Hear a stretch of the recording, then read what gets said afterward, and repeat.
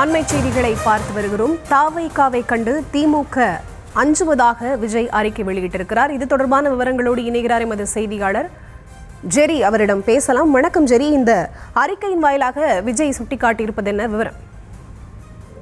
வணக்கம். தமிழக வெற்றிக் கழகத்தின் சுற்றுப்பயணம் 13ஆம் தேதி தொடங்க இருக்கிறது. அதுக்கு அனுமதி பெறுவதற்காக தமிழக வெற்றிக் கழகத்தின் பொதுச் செயலாளர் புசி அனந்த் திருச்சி சென்றிருந்தார்.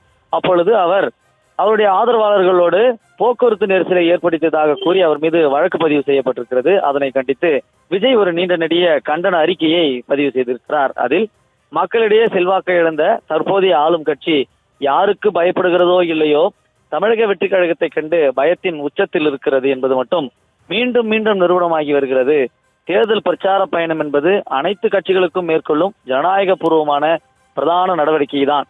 மற்ற கட்சிகளின் இது போன்ற நடவடிக்கைகளை சர்வசாதாரணமாக எடுத்துக்கொள்ளும் இந்த வெற்று விளம்பரமாடல் அரசு நமது தமிழக வெற்றி கழகத்தின் மக்கள் நலனுக்கான செயல்பாடுகளை கண்டாலே அஞ்சி நடுங்குகிறது என குறிப்பிட்டிருக்கிறது.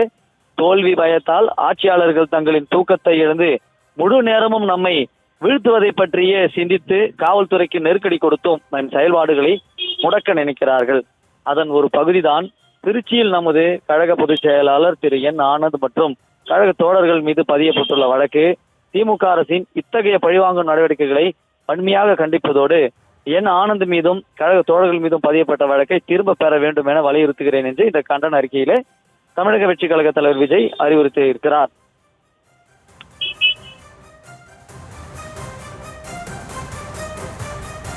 விவரங்களுக்கு நன்றி ஜெரி.